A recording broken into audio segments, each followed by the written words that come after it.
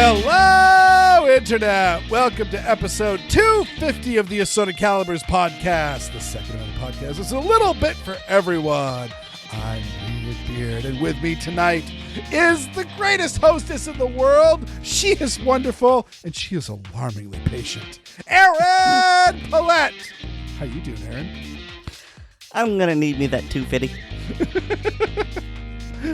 I know, I realize I'm about 100 episodes off in that joke, but I don't know if... We very well may be around by then, but I don't know if I can wait that long, or if I'll remember. the 350 from South Park? Yes. And by that time, that episode will be how old? I don't know. I mean, aren't those kids in their 20s by now? I mean, they should be. Oh, they're doing the bit like Kinsey Maloney and Spencer and all that is I just don't want them to age. Or I think it was Robert Parker said Spencer aged. Of course, we're talking about Spencer the Private Eye, and thank you to the to the Netflix remake, which would have been a fine movie if they didn't call it Spencer. He does not have. It is never stated whether Spencer is his first name or his last name. But yeah, I think he says like every decade he ages 1 year. So there was a mild bit of aging with Spencer. Hmm. So how do you feel about Robert Weer'd in the title role? I didn't like him at all. Okay, then. I didn't like him at all. I'm trying to remember. I do know that I think Joe Mantegna might have played him in a TV movie somewhere. I know I had a Spencer novel on tape CD that was read by him, and he did an alarmingly good job. Can we agree that Avery Brooks did a fantastic job as Hawk? Avery Brooks did a perfect job of Hawk. Spencer. I would be like, if it wasn't for the fact that there's enough of an age difference between Robert Parker and Avery Brooks, you would assume that Robert Parker knew of Avery Brooks and wrote the part for him. But yeah, no. Avery Brooks was alarmingly good as Hawk. But yeah, I didn't. Spencer's supposed to be like an ex-prize fighter and all of that. Like I just didn't. Robert Weer'd is too pretty. Mm. and you've also got to remember that like Spencer is like Robert Parker's like primary character, and Robert Parker, if you looked at him, even his prime, was a big burly dude. I don't know if he was a prize fighter. The dude's definitely had his nose broken a few times. He's got a misshapen nose and all that. That strikes me as what's a prettier version of that strikes me as what Spencer would have been. But that's just me. How are you doing, Erin? I'm doing all right. I think it was last week I talked about how nice the weather was, and as yet another data point in my superstitious, but I still believe in it belief that the moment I talk about good things, they go away. Pretty much the next day, it got hot and humid. So, yeah, if you wanted to come to Florida, you've missed your window. It's not terrible, but it's definitely getting into summer, and it's too late. Don't bother coming until. Honestly, it's nasty frequently up until December, so it's like, yeah, don't come until January. I went to Florida and it was closed. God, I wish. Can we do that? There was actually a early blogger in the early, I don't even know if he called the website a blog, and I can't even remember the name of it, but he actually talked about it was like a bunch of dudes that were based out of New York City, and they mostly just talked about like video games and pop culture.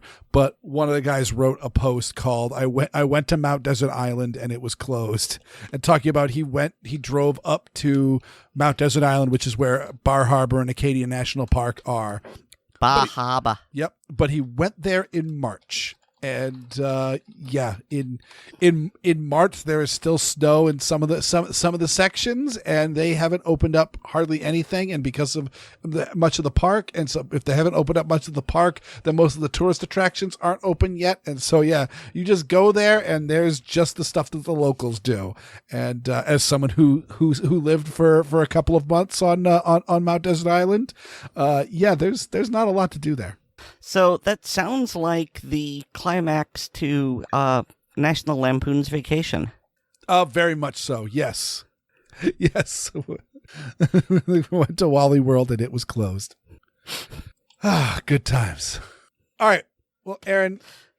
Actually, I don't I have to ask you how you're doing? You can. How are you doing, Weer'd? I'm doing okay. My back hurts.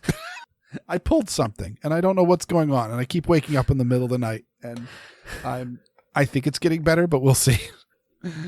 Yeah, you're in your mid-40s, aren't you? Oh, yes. Yeah, that happens. I mean, it's not quite mid. I think I've got one more year. But you're just on the advanced track. Yes. I just had my checkup, and my doctor said, "Yep, next year will be the colonoscopy." And so, insert Hellraiser meme of the. we have such sights to show you. Yes, we have so much to show me. I keep telling people I'm looking forward to it. That'll be a fun show. Of course you are. I'll see if I can schedule it for a Tuesday morning, and so we can actually do the show recording while I'm sitting on a bucket. I think you mean Monday morning. No. It's Tuesday yes. morning. So I'm doing the prep. You're doing the cleanse. Oh, yes, okay. And I will be at peak cleanse, where it'll be just nothing but pure spring water that's coming out of me. Anything that might have been offensive is long gone. All right, let's save me from myself, Erin. Dude, I'm looking at the main topic. I have no idea how to get this on track in anything resembling a tasteful manner. Yeah. There just isn't. All right. Well, I this is really more of just kind of an addendum, because it turns out, so last show we were talking about the mass shooting in Texas. We'll be talking more about that as well. The vehicle killing that was also in Texas, and then we also tied it into Serbia just to show that there is a common factor in these mass killing events. It is not guns and gun control laws, because people can kill a whole bunch of people with cars. People can kill a whole bunch of people with between rifles and pistols, and people can kill people in countries that basically have banned firearms. And so, but it, as I mentioned last time, the Serbian school shooting, I would have totally missed it if it wasn't for a friend of the show with a common name who likes to dig up interesting news stories and send them to me, and I just pile them up on my browser and then put them into the show notes before we start the show. And it turns out that that there was, at the time of our recording, there was another mass shooting at Serbia, and I just hadn't even heard about it. And I think I had actually Googled Serbian shooting not too long before the show started, and it didn't even come up. But there was another one. Let's see. I actually didn't even look to read on what happened in this one. So, as someone who's actually read the articles you linked, let me tell you. So first of all, the Serbians have been surrendering a whole bunch of weapons. It says here they surrendered 8,500 weapons in a disarmament campaign after. Well, I'm jumping ahead of myself. There was a double shooting. Yes. And I'll get to that in a minute, just because this is how I introduced it. Here's what's very interesting about this, and there's going to be a common link between this and the other Serbian incident. So I may have mentioned last week when I was talking about Serbian gun laws is that despite Serbia having a lot of guns, they're somewhere between second and third in guns per capita, mainly because of the civil war they had in the 90s. I believe it was in the 90s. And so even though there is very stringent firearm regulation, people still have a lot of them left over from the war. And so this gun surrender was part of a government amnesty program where I don't know if they specifically asked for unregistered guns or if they were accepting them all, but the article says that Serbian citizens have handed in around 8,500 unregistered weapons in the first 3 days of a month-long amnesty. And this is really interesting because in addition to the guns, they mention 784, they call it mine explosive devices with a hyphen. And then they say bombs and mortars. I mean, mines are not bombs and mortars, but whatever. And then nearly 400,000 pieces of ammunition. And so they're turning in a lot of guns. And I mean, I don't know why they couldn't have just registered. Well, I do, sort of. If these were the very, very illegal automatic weapons, and then, of course, they mentioned the explosives. Mm-hmm. So, getting back to the other topic, there was a second mass killing in Serbia, and in this case, we have a man who, and I'm going to quote the article here, so if there's there's something incorrect here, it's on the article, not on me. So, Thursday last week, a man fired an automatic weapon from a moving car, killing 8 people and wounding 14 more in a village south of Belgrade. Now, I want to point out that I'm almost positive I mentioned this last week. Serbian gun laws, you cannot have an automatic weapon. Mm-hmm. And I'm not talking about the way you can't have them here in America, where there's a whole lot of BS to jump through and you have to pay an expensive fee. It's like, no, you can't have them. So this guy, I don't know how he got it, but it was most likely a leftover from their civil war. That would be my guess. So he had an illegal automatic weapon, broke that law. And then, of course, murder is also illegal, so he broke that law. I'm not really sure if this is related to the spree killing cluster that we discussed last week. I mean, it could very well be, because it was within 4 days of each other, but the MOs are so different. Also, I think these were like 2 days apart. And so, as a general rule, when it comes to these spree killings, they're planned, and they're planned for a while. So, I believe the killing, the school shooting happened at least on Monday, and we were talking about it that day, if not earlier. I thought that happened on Thursday, and this happened on Saturday. But now I got to look at the. My point being is it was within a week, but you said 2 days, and I don't think it was that close. No. But I do agree, if there was planning involved, big if, this is coincidental. On the other hand, if someone just decides, hey, this kid's in the news, I want to be in the news, I'm going to take my automatic whatever and start gunning down people, could be a factor. So, people are jerks, and if you're going to murder, gun control law is not going to stop you. Yeah, the school shooting happened on the 3rd. This shooting that we're talking about here with the automatic weapon happened on the 5th, so 2 days apart. Okay. And the first line of the article I posted, Serbia saw its second mass shooting in 2 days. So. Ooh, look at you, Mr. Reading Comprehension. I'm sorry, my eyes were tired from carrying you for this entire segment.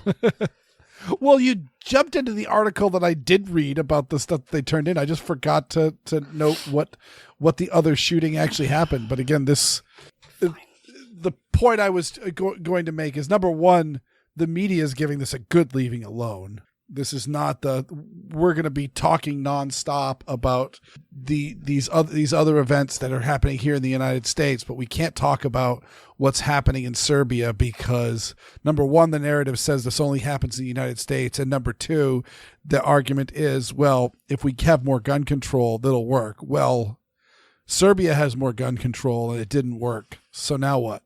And I gotta say, with having, I mean, this is, of course, the treachery of very, very small numbers, but Serbia is not a very big country. I think they've got a population of 9 million, and now they've had 2 shootings in essentially as many days.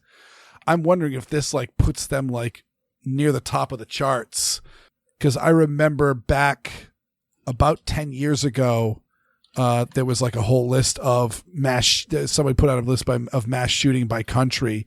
And essentially, if the United States continued to have mass shootings at the rates that we did, and Finland had one more mass shooting in 10 years, I think was how my calculation went, they would have gone to the top. They would have gone to the number 1 on the list just because of the sheer size of the country and the per capita. But either way, the fact that you're not hearing about this is telling. The fact that they're saying, hey, we're going to be imposing stricter penalties on people with unregistered firearms in the country unless you turn them in the amnesty, and people have turned in thousands of guns, and probably a lot of them are, like you said, military grade hardware, not just sporting guns. It's not going to be, like in Japan, there's been a few times where there's been a Yakuza killing, and then suddenly the farmers start turning in their pest rifles. They feel guilty. And so, yeah, it's gun control just doesn't work. And again, even in a country with strict gun control, they've got mines and explosives. And these are the good guys. The criminals aren't turning their guns in. If you're a robber, you're not going to give up your gun. So, yeah, that's Serbia. Now, I guess I'll transition to the United States, because this is a story that I believe it's just breaking at the time of this recording. But a couple days ago, there was, of course, this is. We had last week the shooting at the mall just outside of Dallas in Allen, Texas. And after this mall, a man came forward. His name is Steven Spainhouer, and he stated that he was a first responder. Yeah, he was a first responder. I'm trying to get the specific word that he said in the in his interview. If they called him a retired law enforcement or former law enforcement. Retired Texas law enforcement official is on the official press release. What are the stories? So he was claiming to be a retired police officer, and he gave in-depth details on the victim. Lurid details. Correct. Enough that I will not repeat them. You can go into the show notes. You can look up some of the information, but a lot of talking about watching people die, the damage that the bullets did to the people, some horrific, things. Of the one that I will say is that he found a girl that was under a car underneath her deceased mother and got the girl to safety. And after pulling on all these heartstrings with these horrific scenes that are going on, he essentially said, like, this is horrible. This is happening. These are weapons of war. They have no place on our street. We need to ban AR-15 rifles. There's just no reason for them. And now the other shoe has dropped. I want to read this one tweet from him, and I'm going to use my sarcasm voice because, as Weer'd will tell you, it's deserved. Mm-hmm. And so he's got a picture of a family, and I would assume that they died at the mall. And so he's blood dancing. He's waving the bloody shirt. He's saying, I tried to save them on Saturday, but I couldn't. This could be any family. We must do better in protecting each other. Governor Abbott, here's the important point. Please help me take people killer weapons like the one the Allen shooter used off our streets and out of the hands of the mentally disturbed. Yeah, people killer weapons. That, I don't know. There's something very childish about that. You know, it has the same sort of echo as super duper purper scooper. You know, it's just, if you were trying to make an impassioned plea, people killer weapons, you mean as opposed to the weapons that don't kill people? He's definitely trying too hard, and as Weer'd is going to inform us, he is in fact a try hard. He is. I will first say that for those who are activists for the Second Amendment, I argue lean into the people killer part. The people, you know, we've always had, ever since I've started in Second Amendment activism, there's always been the idea of the weapons only meant to kill, and people talk about, oh, what about my target gun? What about this? What about that? You know, these really aren't meant to kill. And let's be honest, we practice firearms safety for a reason. If you're careless with a gun, whether it be a 22 short or a hunting rifle or all of that, you could still kill yourself or somebody else with them. They are dangerous, and they need to be treated with respect. But the bottom line is that if somebody is the jerk here in Allen, Texas, there was an officer there on the scene, and so it was very, very fast response, and was able to get up there and engage the shooter and put one right in his damn noggin and put him on the ground. And I applaud that, because guess what? Killing people sometimes is a really, really good thing. It could be a really, really bad thing. It can be a really, really good thing. So the idea that, yeah, they're going to be weapons that aren't people killers is, you're so stupid and hyperbolic. And speaking of stupid and hyperbolic, so is I've even forgotten his name. So is Steven Spainhouer. So it turns out that in fact the police have released a point. Texas mall shooting witness is not credible, police say. Essentially, Too Long didn't read. The police at Allen, Texas have stepped forward and said that he was certainly not there as a first responder. He was certainly not giving medical aid to the victims. And they are also stating that many of the stories that he told did not line up with events that happened in Allen, Texas. So pretty much everything he said was BS, and a lot of it was just completely made up. So not only was he glorifying himself, but he was straight up fabricating many of the stories. The family that he does have in that tweet that Erin read is I believe is the actual family. I know there was an Asian American family that was wiped out by this guy. Yeah. So either way, his whole account of him being there is completely fictional. I don't even know if the police actually even specify whether or not he even was there in the first place. Yeah, actually, it's right here on the press release. And by the way, this has the City of Allen Police letterhead on it. It's as official as you can get. And they specifically said that Mr. Spainhouer arrived between 3:44 and 3:52 p.m.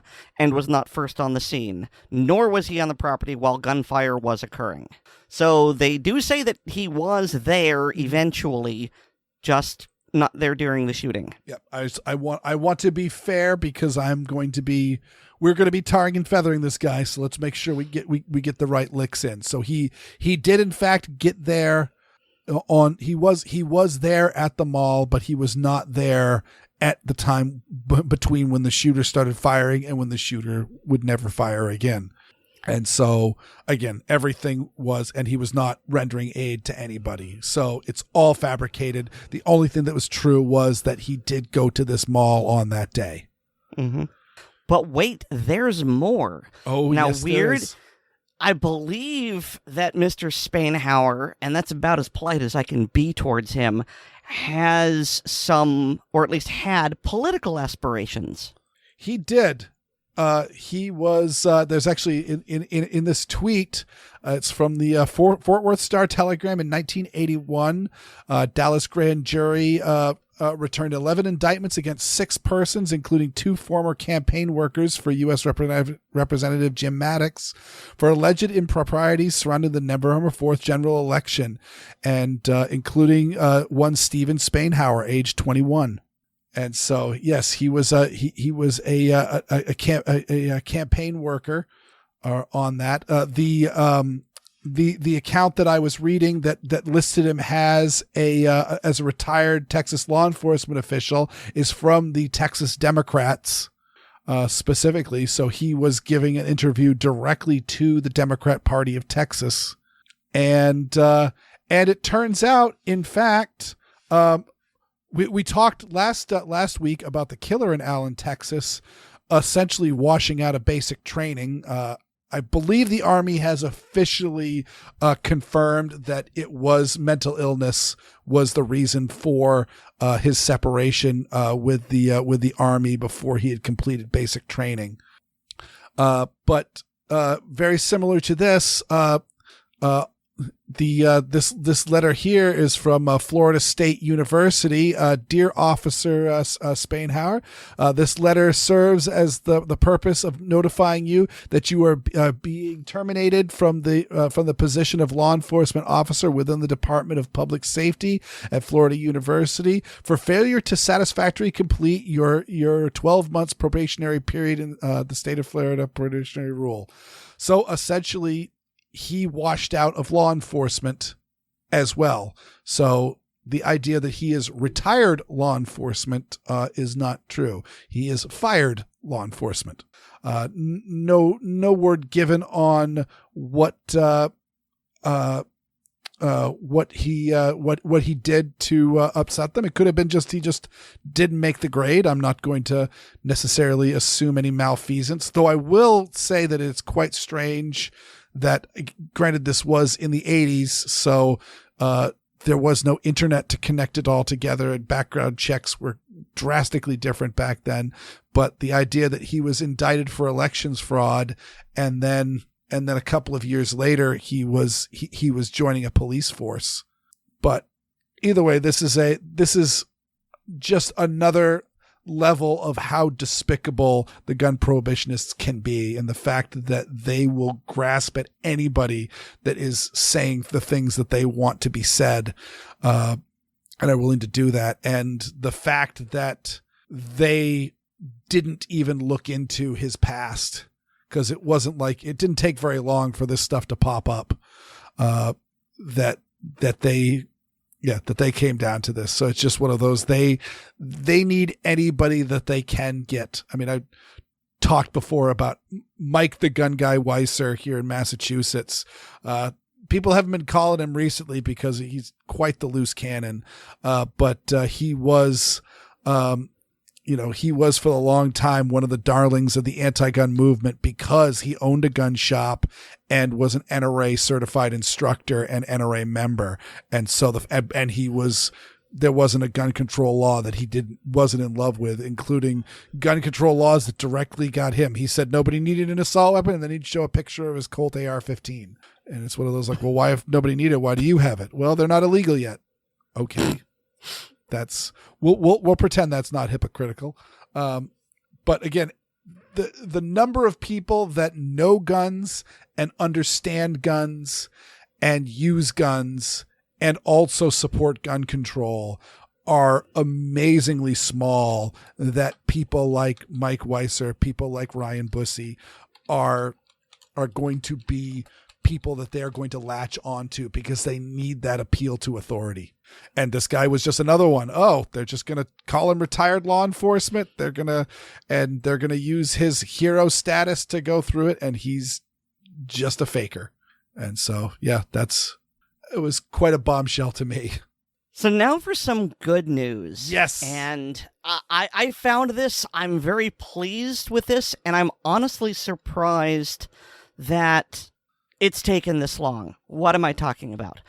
All right. Well, in Virginia on the 11th, so that would be, last Thursday as we record this, a federal judge, a district judge, not a circuit-level judge, ruled in favor of 4 plaintiffs, gentlemen between the ages of 18 and 20 who wanted to buy a handgun and were forbidden because of federal law. We talked about this last week. Erin from the future beamed in to say I was mistaken, and then this is going on. And so this judge has now ruled, no, you're right. It is unconstitutional to forbid legal adults who are under 21 from buying a handgun.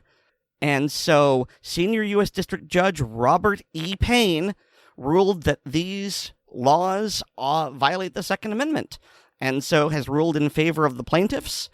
And so the plaintiffs have been granted a summary judgment. And of course, as these things go, it doesn't mean that the law is null and void, because the Justice Department, of course, it's going to appeal, and that's going to go up to the circuit court, and we'll probably make it up to SCOTUS. But I have a good feeling about this now, because we live in the post-Bruen era of SCOTUS. So hopefully we can finally let legal adults enjoy, well, their legal Second Amendment rights. They're still not allowed to drink, but we'll get there. Can I just say, I was just skimming through one of the articles that you linked here, and I had to put a flag on this one. The Brady and Gifford Law Center to Prevent Gun Violence and Everytown for Gun Safety filed amicus briefs in the case. Everytown for Gun Safety advocates for universal background checks and other gun control measures. Bloomberg Law is operated by entities controlled by Michael Bloomberg, who serves as a member of Everytown for Gun Safety's advisory board. Never mind the fact that he's also the founder. I don't know if you could call him the straight up owner, but let's just say I don't think we're going to see much of Everytown once Michael Bloomberg either passes away or is too sick to continue operating it. Now, I said I was surprised that this hasn't happened sooner. And for all I know, people may have brought suit, and the judge may have dismissed it, ruled in favor of the defendants. Maybe this is a direct result of Bruen.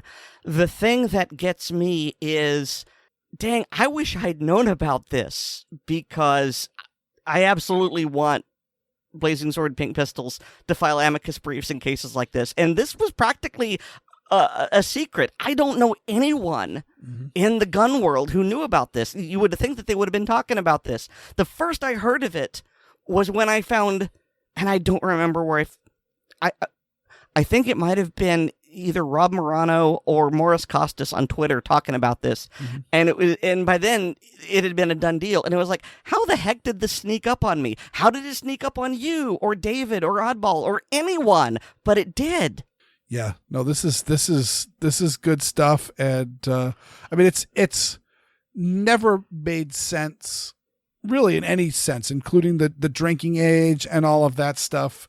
Is look, either you're an adult or you're not. Like, this, like, piecemeal adulthood doesn't really, make a whole lot of sense to me, at least on the legal side of it.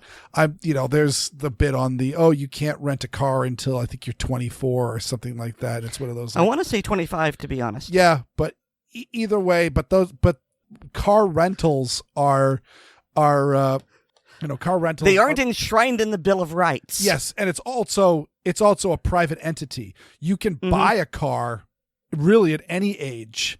I mean, I owned a car as a teenager. I know many people I knew someone who owned multiple cars. I think most of them were junkers as a teenager. It's not a that sort of thing. I even heard that there was somebody who. I'll look it up and put it in the show notes if I can find it. But supposedly there was a guy that came up with a system where he actually had a network of inexpensive cars and maybe some nice cars for young celebrities to essentially purchase from him and then later resell in lieu of rental cars, because if you are, Justin Bieber at the start of his game, you have enough money to do things, and you're driving age, but you're not rental car age. So plus he might have been able to resell them for more money. I mean, we can prove that this car was owned by Justin Bieber. There will be collectors who will buy that for pretty top dollar. Yeah. Though Hoovie from Hoovie's Garage owns one of Jean-Claude Van Damme's Bentleys, and he got it for really cheap, and it doesn't really work. Well, you don't buy it to use it. You buy it because of its provenance. Correct. But yeah, no, and he even got a letter from Jean-Claude Van Damme. Jean-Claude Van Damme found the video and actually wrote him and actually said, yeah, no, that's definitely my car. And yeah, you got it.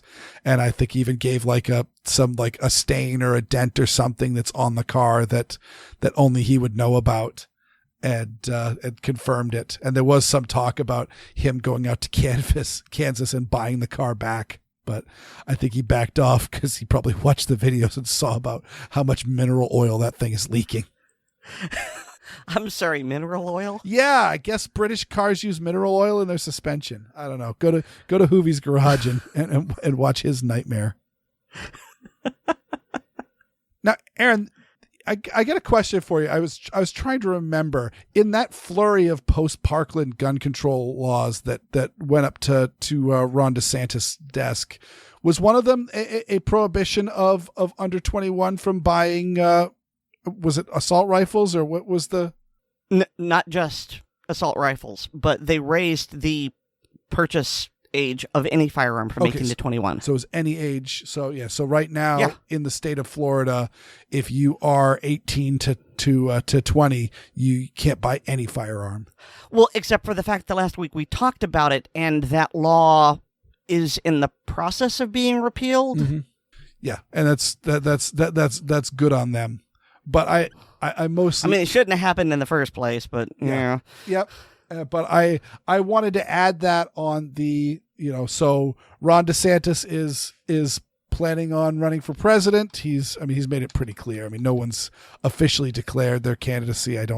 Joe Biden, I think, officially has, and I think Donald Trump may have. I don't know. But either way, it's looking right now, Ron DeSantis and Donald Trump are sniping at each other pretty hard because both of them want the nominee and all that. And Ron DeSantis absolutely signed in this prohibition of under 21-year-olds buying firearms. He also signed into law the Florida red flag law.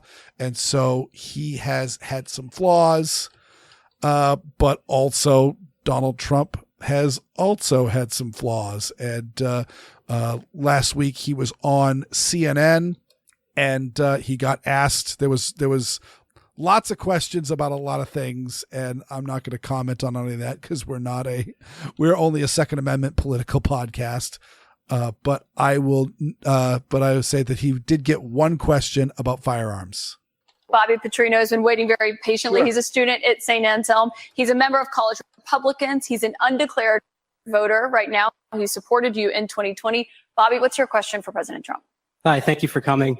This is a bit of a pivot, but with gun violence and mass shootings in the news cycle recently, I'm worried that state governments and the federal government are going to act to repress gun rights. Under your administration, you instructed the Department of Justice and the ATF to ban bump stocks.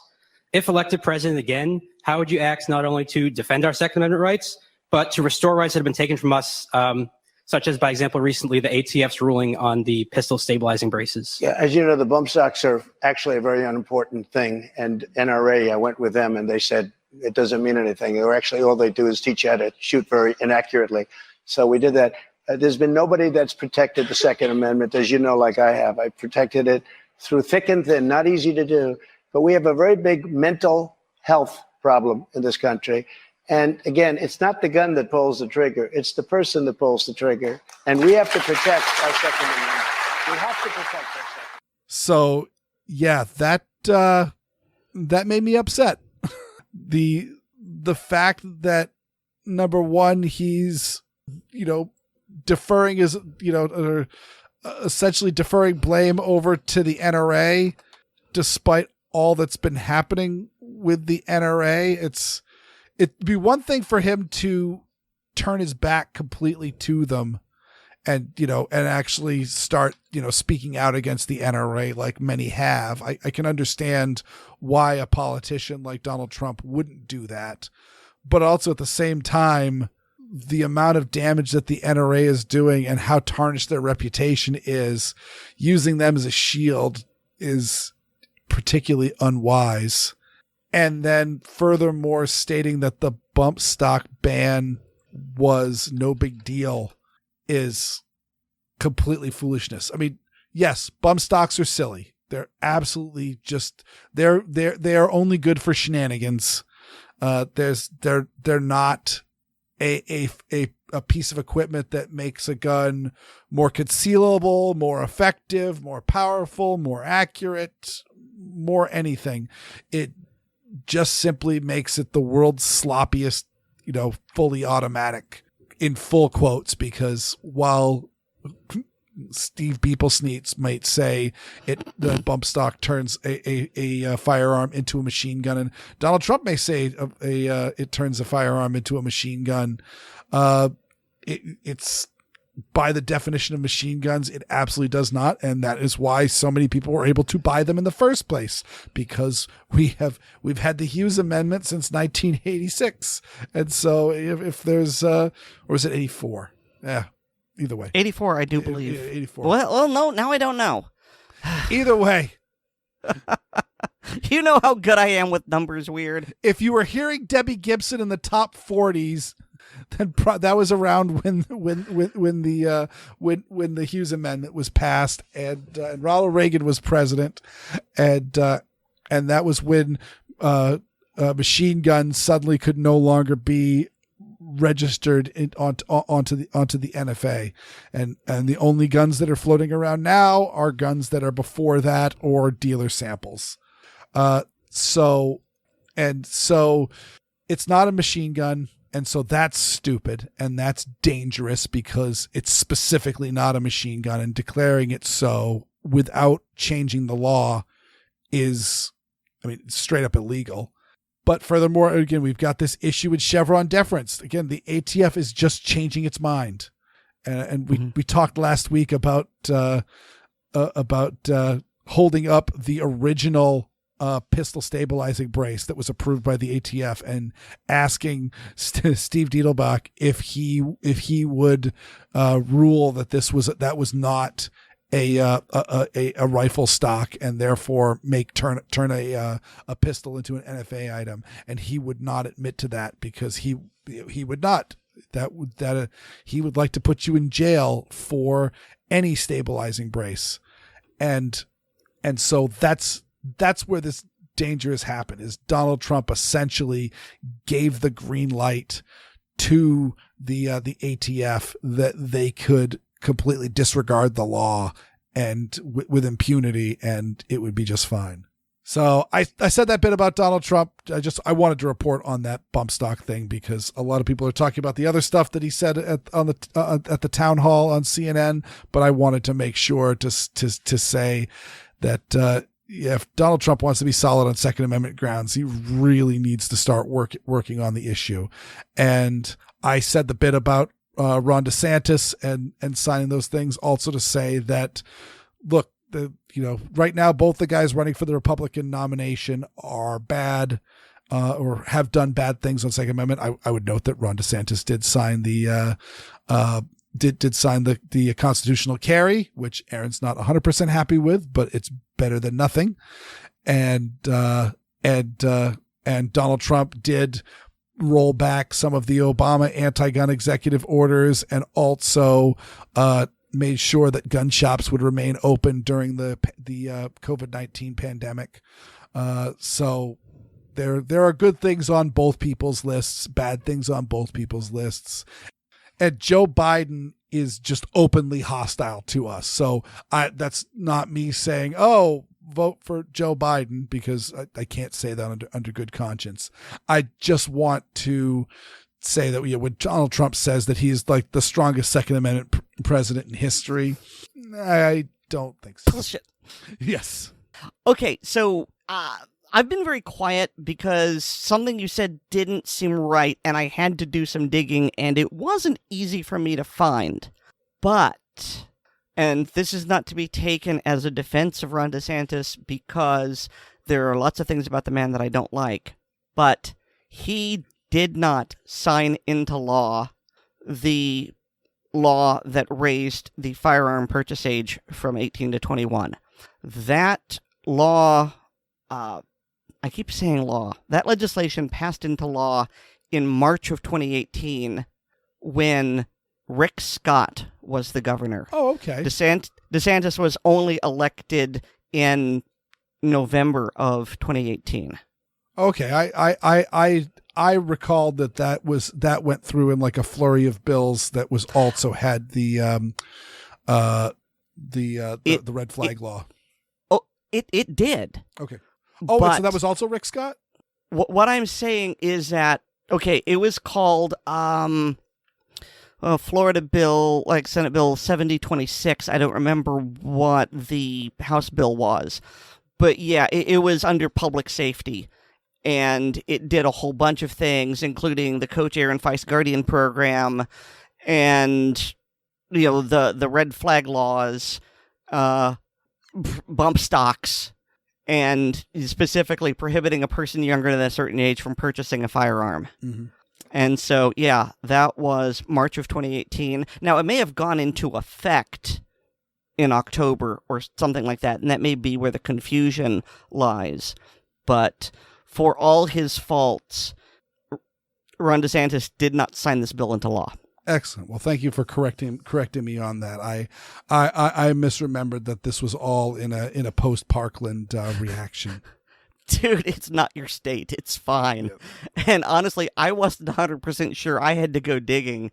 And all I have to say is, thank God for Ballotpedia, because I would not have found it without them. Yeah, that is an amazing website. So, Erin, shall we move on to the segments? In his latest segment, David proves he is a master debater by pulling an old crank's chain.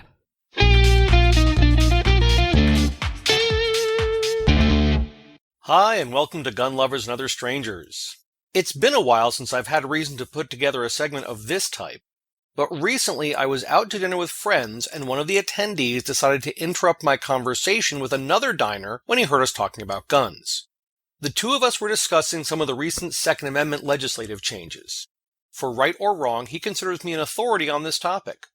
I guess in our circle of friends, he's not wrong. He's in his mid-20s and is interested in learning more about firearms. So I'm explaining aspects of the NYSERPA versus Bruin decision to my young friend and what I hope will be the results of some of the cases working their way through the court system, when suddenly the other person interjects his feelings on gun ownership. He's in his early 70s and has always come across as a pretty easygoing guy in the past.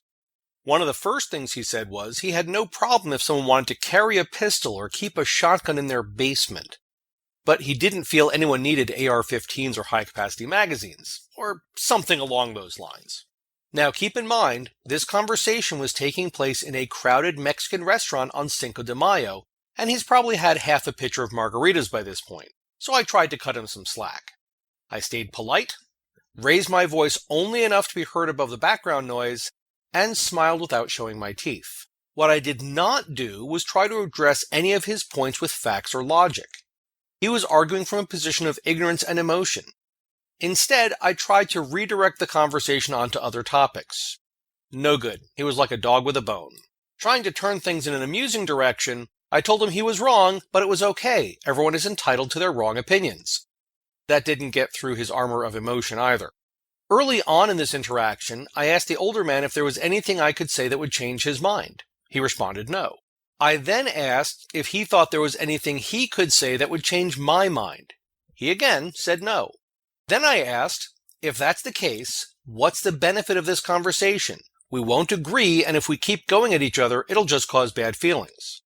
He agreed, then dove right back into his fact-free, emotionally based comments. He brought up the old saw about regulated in the Second Amendment meaning controlled. When I mentioned the Supreme Court disagreed with him, he called them totalitarians. I patiently explained his definition was wrong. Totalitarians restrict individual freedom, while the NYSERPA versus Bruin decision increased personal liberty. He brushed that off and went on a different tangent. He then claimed private ownership of machine guns was illegal. I corrected him. It just takes more paperwork and money. He then insisted on knowing if I owned a machine gun. By this point in the conversation, whatever NFA items I do own, I wouldn't have told him. Even though I'm a stickler for following the law, especially where firearms are involved, and I live in a particularly gun-friendly county in a generally gun-friendly state, he could still cause me problems if he had a mind to. Not that I truly fear he would do such a thing, but it's a valid concern. So I redirected as best I could, though it didn't dissuade him for long. Shortly after this, he made the comment, "People can't own tanks or cannons." This made me smile even more. I told him there are plenty of people who own both. In fact, there's a place in Texas where you can ride and shoot tanks under controlled conditions. This particularly amused the younger man I'd been talking with initially, because he's originally from Texas. "Of course there's a place like that in Texas," he commented with a laugh. I then informed the older fellow that a couple of my friends had visited this place and had a great time. He insisted this shouldn't be allowed. When I asked why, they aren't breaking any laws and they haven't harmed anyone, why shouldn't they be able to own tanks? He responded, they haven't harmed anyone yet. Ah, pre-crime. I then asked what he thought of a program where every young man on turning 18 would be required to submit a DNA sample to the government in order to help solve rape cases. He immediately supported this idea. That, I informed him, was not only a form of tyranny, but a violation of a number of legal precedents in the United States. I don't know if it's actually true that such a program would violate any standing laws, but I find it personally offensive, and according to my understanding, it would go against the concept of innocent until proven guilty. Once again, I am not a lawyer. Apparently, this was enough for him, or maybe his attention was just caught by something else because he drifted out of the conversation. Meanwhile, the younger guy I'd been talking with initially was just sitting there wondering what happened. We've talked since, and he's still interested in having me teach him more about firearms and shooting. While this acted as a strange sort of bonding for me and the younger guy, it's put a cloud over the relationship I developed with the older fellow. We've known each other for about 5 years. We've been to each other's homes. He knows what I do for a living. Yet this was the first inkling I had he held gun prohibitionist beliefs. While I think I handled the situation about as well as I could have, it's been nagging at me ever since. I feel it may have permanently tarnished our relationship. On the plus side, I apparently impressed the younger man with my ability to handle the situation in a relatively pleasant, non-confrontational manner. So at least I've got that going for me. I know. I'm going to use good judgment. I haven't lost my temper in 40 years. But, Pilgrim, you caused a lot of trouble this morning. Might have got somebody killed. And somebody ought to belt you in the mouth. But I won't. The hell I will. That about wraps up this segment. If you have any questions for me or suggestions for future segments or a comment on a past segment, please post them on the Assorted Calibers Podcast Facebook or MeWe pages, and Erin or Weer'd will make sure I see them.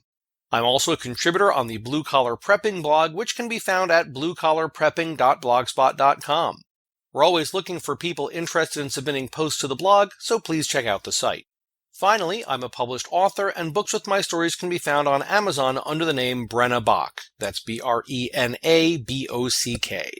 I'm also in anthologies published under my actual name. Look for David Bach on Amazon. Just not the guy who writes the computer books. That's all for now. Thanks for listening. I'm David, and this is Gun Lovers and Other Strangers.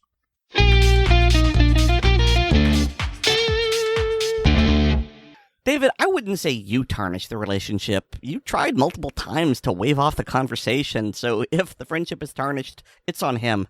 Yeah, and the idea of you had that little impasse and that he still kept going it sounded like he was on a mission. I don't know. I wasn't there, but I will say that when discussions like this kick off, I engage my Weer'd audio fisk powers. It's one of those, like, I jump into a phone booth and become Weer'd audio fisk man.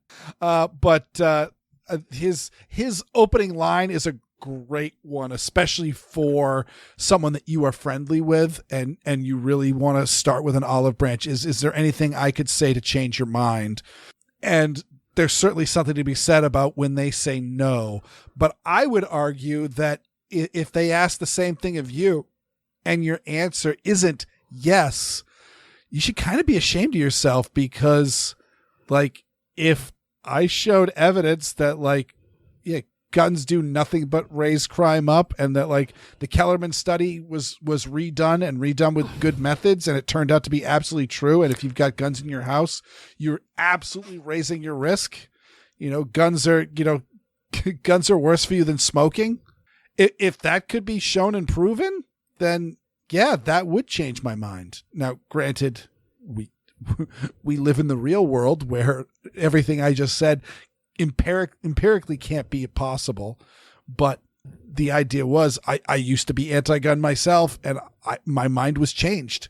And so while there are people with closed minds, I would advise you to, if you feel that your mind is closed, work hard to open it, because just because you don't change your mind, I think you should always be willing to.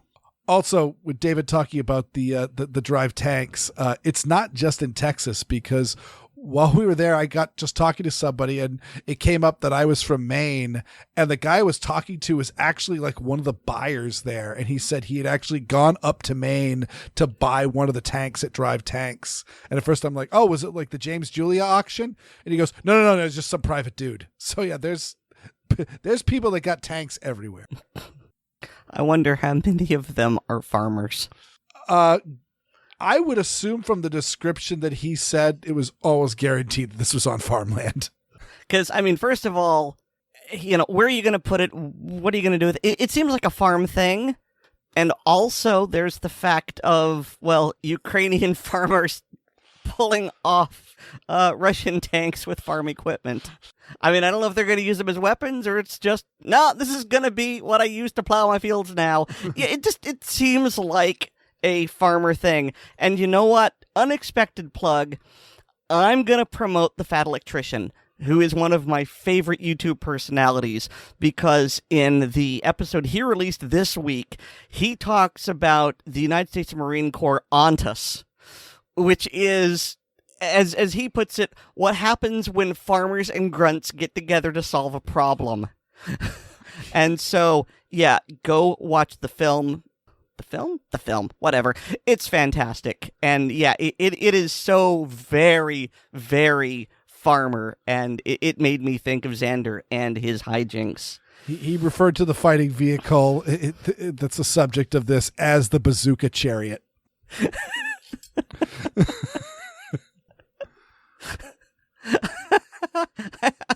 I mean, yeah, when they go to Aberdeen Proving Grounds and the army goes, no, it's 2, whatever, we don't like it. And the Marines go, hell yeah, give me 300.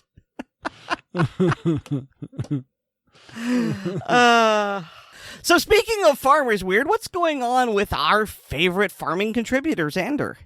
So despite my chiding him at the risk of injury while listening to the ACP blooper reel, Xander had a scary injury on the farm. He alleges the blooper reel was not involved. You believe it as you will.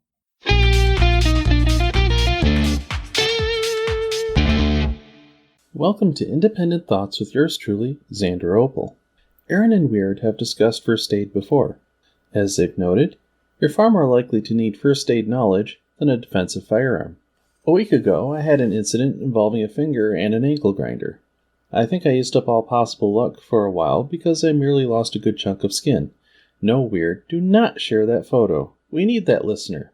Also, for the record, once again, I was not listening to the blooper reel. Anyway, in the process, much scrambling ensued. I had to do a minor obstacle course to get to the plastic tote that is the first aid kit in the farm's shop. Much scrambling, one-handed, to find the bandage appropriate for the wound. When I finally did, something was off. Aside from the difficulty of opening the package one-handed, the adhesive didn't, even allowing for possible grease or such on my hand. So I kept the pad pressed on the wound and hustled to the nearby farmhouse for different bandages, as well as an isopropyl alcohol and medical tape to ensure things stay in place. Painful treatment of the wound later, along with scrubbing away of the mentioned contaminants, I was back to work. Later, I was informed that the contents of that tote were over 15 years old. While better than nothing, or even the cleanish rag and electrical tape I once used when out in the field about the time the bandages were made, these bandages and such really needed to be thrown out and replaced. Further, the kit needs to be arranged so that what's needed can be found fast. When a serious, or probably serious, injury happens, that is not the time to sort through whether these are fingertip bandages or small bandages or 2 smaller ones with the packages not separated. When treating others, you want to know for sure that the protective gloves will fit as well as not tear from just being that old. The kit should also contain relevant items too. Given that it is a farm workshop, there is definite need for something to aid burns. Disinfectant rinses, eye rinses, and so on. Perhaps a tourniquet would be a good idea, so nobody needs to find out if fencing wire and a screwdriver is good enough. In summary, please review your first aid kits for your home, vehicle, and workplace at least annually.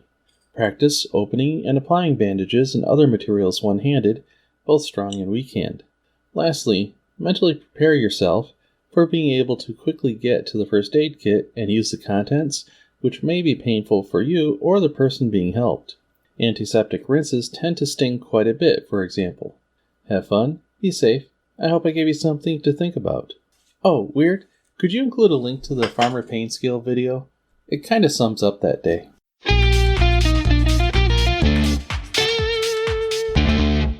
Erin, you always mention to make sure your first aid is the easiest thing to get to in your home. Oh my God, yes. I mean, in addition to the very obvious reasons of blood is going everywhere and you want to get that under control, and, you know, when you're bleeding, odds are really good it's on your hand, so you're only using one hand, probably your secondary hand. Yeah, you don't want to mess around with a lot of stuff. Mm-hmm. And then if you want to add trauma into that, you're going into shock. Who knows? You may have only seconds before blood loss makes you pass out. Yeah, you want to get that stuff really easy to get to, and that's why it drives me bug nuts. I have in the bathroom that I share with my mother. We've got the boo-boo kit, but we've also got, okay, if we're bleeding, this is where we go. And all I ask is that it remains unmolested, because I've got it in a shoebox, and I've got it organized. And she puts stuff on top of it. And not like bleeding stuff, but like ace bandages or heating pads or whatever. It's like, no. One of these days, she's going to hurt herself. I don't want it to happen, but I think she's going to do it. And then maybe she'll realize this is why you have the first aid things just unmolested and easy to get to. I have strong feelings about this, yes. Oh yeah, no, I've taken it to heart. Like, there's a little caddy full of first aid stuff in the bathroom that's off our kitchen, and so which is the place where I frequently slice myself to ribbons. Oh, geez. And including the that's when I was opening the knife package, and my little Remington blade that I had with me in Texas went into my stomach. Luckily not puncturing my abdominal wall, but it got pretty close. But yeah, there's a little caddy that's full of all sorts of stuff. And so you can just reach up and grab it and pull the whole thing down and get into it. But I specifically make at the part that's closest to the door are all of the bandages. So you can just open the door and they're right there. Just grab the box and go to town. And it's because there's a little Erin Paulette in the back of my head saying, "No, you fool. Do you want to bleed all over everything before you get to the bandages to stop the bleeding?" Mm-hmm.